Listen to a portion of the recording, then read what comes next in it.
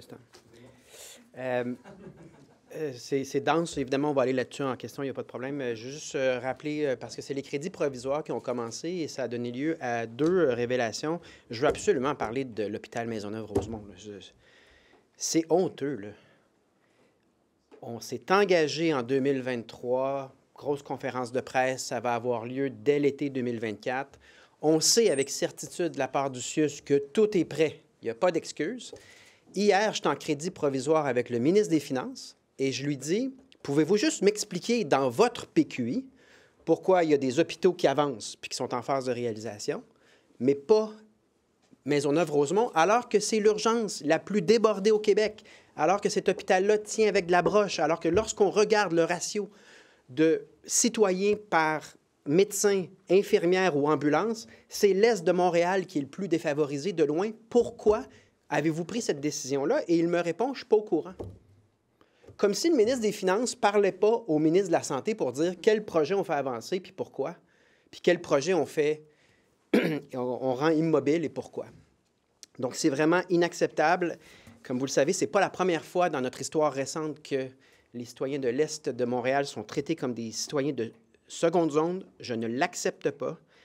Et les 2 seuls critères qui devraient être utilisés par le gouvernement, et on va aller en motion aujourd'hui pour confirmer que l'hôpital Maisonneuve-Rosemont aura bel et bien lieu, les 2 seuls critères applicables, c'est le niveau de vétusté de l'établissement, puis le besoin de la population.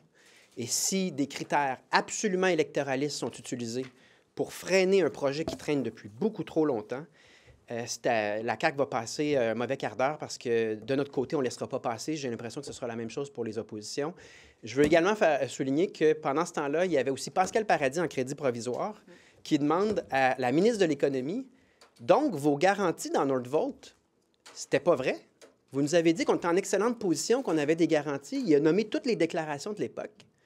Et la ministre a consenti au fait qu'en effet, il n'y en a pas de garantie, puis ce n'était pas le cas. C'était pas vrai.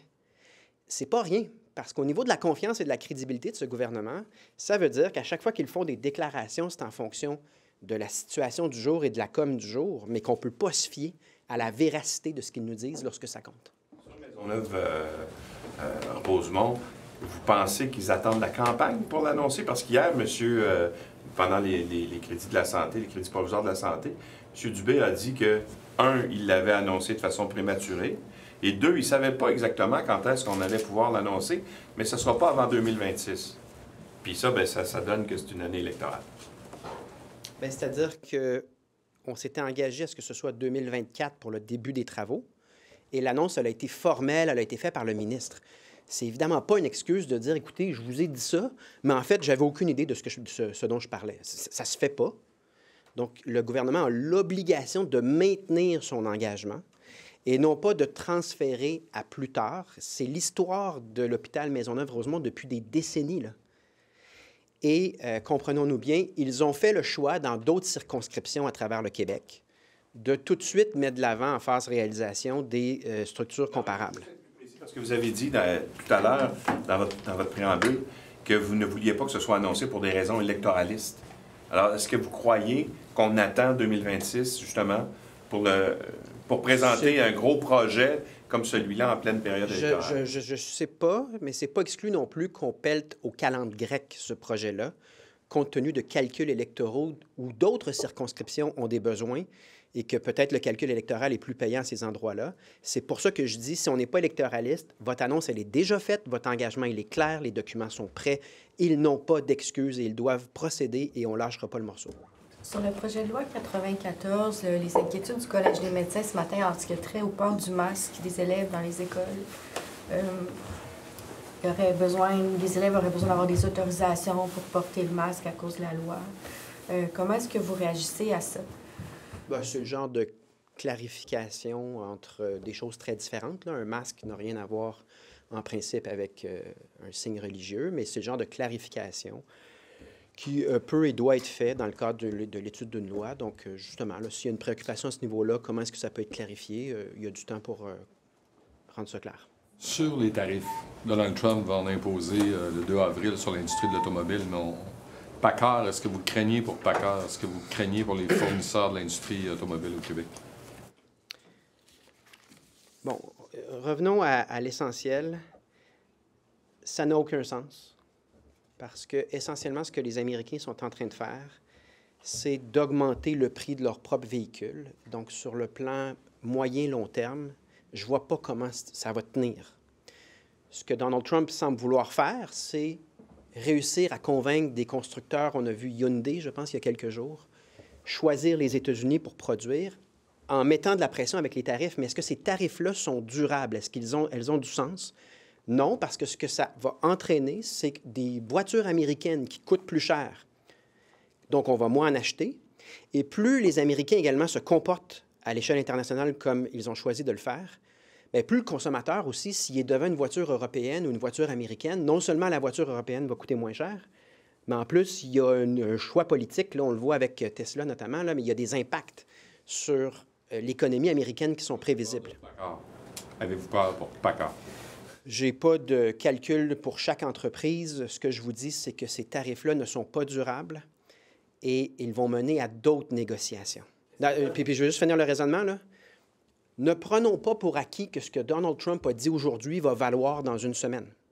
Ça va mener à d'autres négociations. Et quand j'entends Mark Carney dire « Moi, le Canada, pour moi, c'est une seule économie », ça veut dire qu'il n'hésitera pas à sacrifier l'intérêt régional d'une partie de son Canada là, au profit de d'autres intérêts. Donc, moi, je ne prends pas pour acquis que dans un mois, on sera dans la même situation, mais je crains qu'il y ait des monnaies d'échange pour protéger l'automobile canadienne. Dans quel cas, c'est ça qu'il faut surveiller et non pas prendre pour acquis que ce que Donald Trump a dit aujourd'hui va être bon dans 2 semaines. La langue, c'est quoi qu'on protège? La gestion de l'offre, la langue, la mobilité de la main-d'œuvre, comme vient de nous le dire Québec solidaire? Ce qui est dans les compétences du Québec demeure dans les compétences du Québec, peu importe ce qu'en pense Ottawa. Est-ce que le Québec a présenté sa liste d'épiceries à tous les partis politiques? Vous, je ne sais pas si vous avez une liste ou vous allez simplement éventuellement lancer un appel à voter au Bloc, mais si vous aviez une priorité dans votre liste d'épiceries, ce serait laquelle? Bien, j'ai déjà fait une liste, mais par inadvertance. Je n'avais pas l'intention de le faire. Mais vous vous souviendrez que Pierre Poilievre m'a interpellé sur les médias sociaux en me disant que son gouvernement serait très différent. Donc, j'en avais profité pour faire les demandes, j'ai réitère, là. Elles valent pour tous les partis. Les pleins pouvoirs en immigration, c'est une demande du gouvernement du Québec depuis très longtemps, qui n'a jamais été suivie. Légiférer pour interdire le pouvoir de dépenser dans les champs de compétences du Québec. Je prends acte de l'engagement de Pierre Poilievre hier d'obtenir le consentement, mais on sait ce que ça vaut à long terme. Donc, nous, on demande en fait de légiférer pour bloquer cette fraude de la Constitution qui est d'intervenir dans les champs de compétences des provinces sans aucune raison valable. Les transferts en santé. Nous, on veut les 6 milliards que François Legault nous avait promis. Là. François Legault se vantait que grâce à son mandat fort, on obtiendrait ça. On a obtenu un seul milliard sur 6. Regardez l'état de nos finances publiques et du système de santé. Donc, on s'attend à un engagement en ce sens-là. Ce n'est pas ça qu'on a obtenu à date des partis. Renoncer à toute contestation des lois québécoises sur la laïcité et la langue française, les pleins pouvoirs en culture et le rapport d'impôt unique. Donc, nos demandes, notre liste, elle est déjà faite, elle a déjà été dit, je le réitère, et ce sont des demandes qu'on peut maintenant qualifier d'historiques. En fait, c'est la liste des échecs de la CAQ dans leur fédéralisme de gain. Donc, c'est ça l'étalon de... Par rapport à ce que M. Poilievre a annoncé hier, là, son message au Québec, vous, là, est-ce que vous estimez que les fédéralistes québécois qui ne veulent rien savoir du Bloc, pour qui sont venus de voter, là, s'ils ne veulent pas trop le Québec? Moi, mon travail n'est pas de faire du commentariat sur la campagne fédérale. Et si à chaque fois qu'il y a une annonce ou une déclaration, je me pose en commentateur, je suis complètement à côté de mon rôle. Mon rôle, c'est de réitérer ce que le Parti québécois demande des partis et de laisser les électeurs évaluer, entre autres choses, si ces demandes-là sont remplies ou pas. Je viens de vous les nommer. Elles sont bonnes pour tous les partis. Et évidemment, je laisse la campagne suivre son cours. Si on regarde ce qui s'est dit jusqu'à maintenant sur le Québec dans cette campagne, hier, M. Poilievre a fait un discours totalement en français qui a duré 50 minutes, promis de protéger le français, etc. De l'autre côté, Mark Carney, lui, s'est planté sur sa candidate, confondu notamment 2 tueries, celle de Polytechnique, de Concordia. Est-ce que vous sentez une plus grande sensibilité? Qui gagne en ce moment, quand on compare les deux jusqu'à maintenant, en regard du Québec, de la position du Québec? Je laisse les électeurs répondre à cette question-là. Les tarifs concernant les véhicules la guerre tarifaire aux véhicules. Est-ce que le Canada devrait se tourner vers le marché chinois? Est-ce qu'un Québec indépendant, qui serait dans la même situation, se tournerait vers le marché chinois? Probablement pas. Parce qu'il y a des considérations géopolitiques importantes là, par rapport à la Chine. On sait que c'est quand même un régime qui, sur le plan géopolitique, n'est pas favorable ou aidant pour l'Amérique du Nord en général. Donc, il ne faut pas... le régime chinois, là, c'est un régime... je ne m'étendrai pas très longtemps. Vous savez, la nature de ce régime-là et la nature de leur position par rapport non seulement aux États-Unis, mais à la géopolitique nord-américaine en général. N'oublions pas que pour les voitures électriques, dans l'éventualité peu probable, parce que moi, je pense que tout ça va évoluer, mais dans l'éventualité peu probable où on se retrouvait de manière structurelle avec des taxes, des impôts, des tarifs importants sur la voiture électrique américaine, rappelons qu'il y a beaucoup de constructeurs qui ne sont pas en Chine et qui sont soit en Europe, en Corée, au Japon, qui peuvent alimenter le marché québécois et qui vont être moins chers parce que si les États-Unis s'entêtent à augmenter artificiellement le prix de la voiture américaine, ça inclut les voitures électriques, le produit ne sera pas concurrentiel. Donc, c'est vraiment eux qui, comme je le disais tantôt, se tirent dans le pied au niveau de la prospérité de leurs produits américains. Actuellement, là, est-ce que le nationalisme québécois est l'équivalent du patriotisme canadien? Quoi? Est-ce que le nationalisme québécois est l'équivalent du patriotisme canadien actuellement? Dans quel sens? Je ne vois même pas l'équivalence entre les deux. La défense du Québec versus la défense du Canada pour les anglophones. Écoutez, moi, je vois tellement pas d'équivalence que j'essaie de chercher le sens de votre question. La défense des intérêts du Québec, elle est tout le temps là et elle doit toujours être là. Il n'y a pas de nuance, là. Lorsqu'on parle de patriotisme canadien, on pense en fait, dans les faits, aux intérêts irréconciliables de 4-5 régions qui disent pas la même chose, qui veulent pas la même chose, mais on enrobe tout ça de musique, de ballons, puis d'un drapeau canadien avec une petite tasse de Tim Hortons ou un petit Canadian Tire. Mais dans les faits, ça n'a rien à voir avec les intérêts du Québec et ma loyauté sera toujours et seulement en fonction des intérêts du Québec. Donc non, ce sont vraiment des pommes et des oranges. Et moi, tout ce qui m'intéresse, c'est l'avenir du Québec. Juste une petite question sur le Parti conservateur du Canada et le Parti libéral du Canada qui promettent les deux des baisses d'impôts. Est-ce que le Québec doit aller récupérer ce champ fiscal-là, cet espace fiscal-là, en augmentant ses propres impôts, plutôt que de demander une hausse des transferts fédéraux? Donc, aller juste récupérer cet argent-là de cette façon-là. Je pourrais répondre à votre question après la fédérale pour la raison suivante. C'est beau en campagne de dire, écoutez, on va tous baisser les impôts substantiellement, on ne touchera pas au transfert, et comme le disait Mark Carney, on ne touchera pas non plus à la fonction publique fédérale qui est absolument obèse, là. Elle a cru par 40 %. Le déficit structurel canadien est hors de contrôle par rapport à celui du Québec. Donc, il y a vraiment un problème mathématique et tant que les partis n'auront pas déposé un cadre financier qui nous explique comment on peut substantiellement baisser les revenus du régime fédéral, mais en maintenant les transferts et en maintenant la taille complètement obèse de la fonction publique fédérale qui essentiellement vient dédoubler ce qu'on fait déjà au Québec, tant qu'on n'aura pas une réponse à cette question-là, très difficile de savoir vraiment ce que ça vaut, ces engagements-là, parce qu'à l'œil, ça ne tient pas la route sur le plan mathématique. Il y a une faille quelque part. Et c'est sûrement pas Mark Carney qui va aller serrer la vis sur les paradis fiscaux, là, on s'entend, c'est lui-même qui les utilise. Donc, c'est pas là qu'on va aller chercher l'argent non plus. Il y a quelque chose qui ne fonctionne pas. Je veux voir les cadres financiers de ces partis. Sur le principe, par exemple, Jean Charest avait récupéré une partie de la taxe de vente. C'est-à-dire qu'il a augmenté la taxe de vente du Québec en proportion de la baisse de la taxe fédérale. Donc, sur le principe même de dire, bien, si le fédéral diminue ses revenus, là, il diminue sa capacité de dépenser, c'est pas une bonne nouvelle pour le Québec. C'est pas notre intention de capturer ce point-là. Mais avant de donner une réponse à ça, je veux juste une réponse à une question qui me semble évidente. Les chiffres ne tiennent pas à date dans la campagne fédérale et pour les conservateurs et pour les libéraux. Qu'ils déposent leur cadre et reposez-moi la question avec le cadre. Mais je vous dirais, en date d'aujourd'hui, non, ce n'est pas notre intention, ce n'est pas quelque chose qu'on a considéré. On passe en avant. At the federal level, is anyone at this point in the campaign equipped to defend Quebec's interests in front of Trump? How equipped? I don't.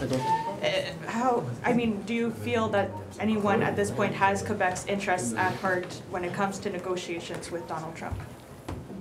It's the definition of conflict of interests. Conflict of interest is not about being mean or being negligent. It's really about dealing with multiple interests that are not compatible. And that's why, in general, we prevent conflicts of interest by saying one person cannot try to put forward incompatible interests at the same time. So Canada has structurally that conflict of interest because it speaks through one voice for interests that are either different or often contradictory. In which case, no, we cannot trust that a Carney or a Poilievre government will protect the interests of Quebec in a negotiation with Trump, knowing that, politically speaking, Ontario and the West have more weight within the Canadian Federation than Quebec, which often led in the past to Quebec getting its own interests getting sacrificed. And what would your wish list be for the next Prime Minister, given we're going to hear from Premier Legault this afternoon? What would your wish list for the next Prime Minister be? So it happened so that I had a wish list because Pierre Poilievre wrote to me on social media to tell me how good he was for Quebec. And I said, okay, well, let's talk. And I asked the following things. And unfortunately, as of today, I never got clear answers. So our demands are full power in immigration because it's a demand from the government of Quebec that is still standing, was never met. Laws actually forbidding to spend money in the fields, the competence of provinces. We want the $6 billion in health transfers that were promised by François Legault, and he only got 1 out of 6, which leads to serious problems in the health system and in the budget. We also want no contestation of secularism. Bill 21. Des fois le matin. So no contestation of Bill 21, no contestation of democratic choices for the French language in Quebec.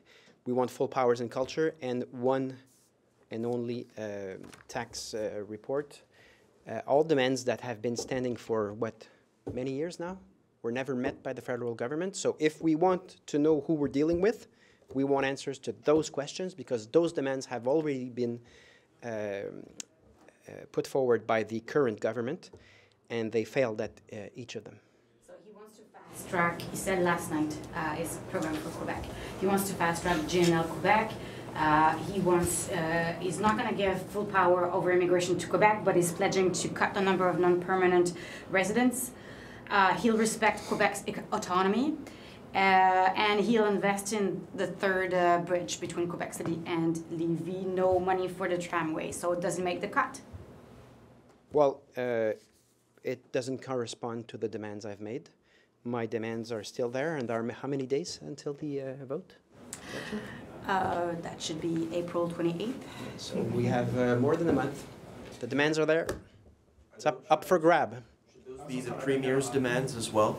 Exactly those, or should there be more? Of course, and it should be more, because those demands are demands already promised. It's not even that they made those demands. They actually promised results on those. Legault said, if I get a strong mandate, look at this, we're going to get the $6 billion in healthcare, I'm going to get a full power.